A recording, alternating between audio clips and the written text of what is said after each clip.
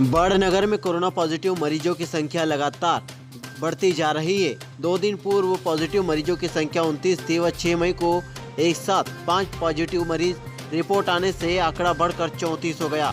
वहीं कल 7 मई को आई रिपोर्ट ने नगरवासियों को राहत दी। 34 पॉजिटिव मरीजों में से 10 मरीजों की रिपोर्ट नेगेटिव आई, यानी 10 मरीज ठीक हो गए थे, जिससे नगरवासियों को ऐसा लग रहा था कि अब कोरोना का कहर नगर से कम हो रहा है।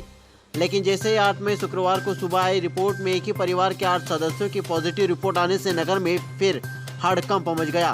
वहीं आपको बता दें कि शुक्रवार सुबह जिस मकवाना परिवार के 8 लोगों की रिपोर्ट पॉजिटिव आई वह वेद परिवार के पड़ोसी हैं और नगर में चर्चा है कि कहीं न कहीं यह परिवार वेद परिवार के संपर्क में आने से ही संक्रमित हुआ।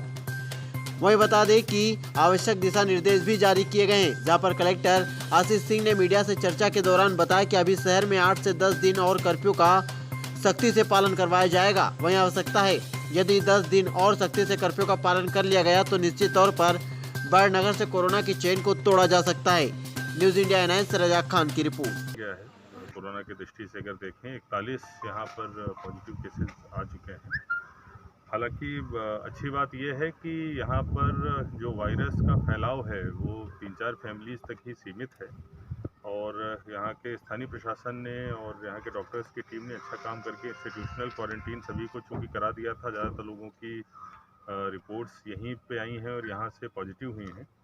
तो अगर आसपास के जो प्राइमरी कांटेक्ट हैं, जो संपर्क हैं, वो बहुत जल्दी निकाल लिए जाते हैं, उनकी सैंपलिंग हो जाती है, वो चाहे पॉजिटिव आए चाहे नेगेटिव आए।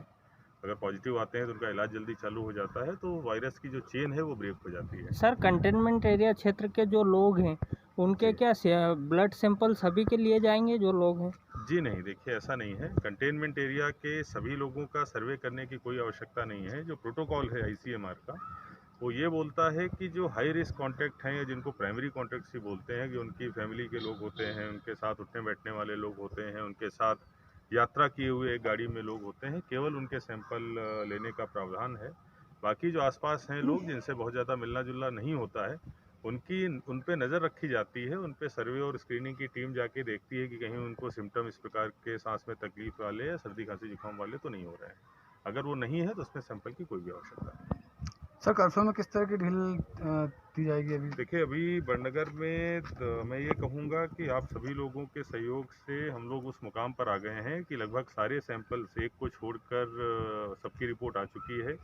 जो इंस्टीट्यूशनल क्वारंटीन लोग हैं उनकी सबकी रिपोर्ट नेगेटिव हो चुकी है। बाकी के लोग हॉस्पिटल में हैं या फिर वहाँ से डिस्चार्ज हो गए हैं। तो मुझे लगता है कि अगर और हम 8-10 दिनों तक अच्छी सख्ती के साथ में लॉकडाउन कर ले गए तो बड़नगर से पूरी तरीके से कोरोना ख़त्म हो जाएगा। इसीलिए अभी फ़िलहाल 7-8 दिनों तक किसी भी प्रकार की जो व्यवस्थाएं चल रही हैं उसमें और सख्ती ही की जाने की आवश्यकता है। मुझे लगता है किसी भी टाइप का रिलैक्सेशन दी जाने की आवश्यकता नहीं है। आप सभी के माध्यम से मैं सभी से सहयोग की अपील भी करूँगा कि हम लोग 8-10 दिन तक और अगर इसी सख्ती के साथ लॉकडाउन करते रहे तो हम लोग पूरी तरीके से कोरोना को बड़नगर से ख़त्म कर दें। तो प्रशासन को क्या इंस्ट्रक्शन दिए सर? देखिए हमारे इंस्ट्रक्शंस ये हैं कि जो लॉकडाउन है उसको यथावत और सख्ती के साथ में रखा जाए। नंबर 2, जो केवल कंटेनमेंट एरिया ही नहीं पूरे शहर में हम लोग जो सर्वे और स्क्रीनिंग का काम है जो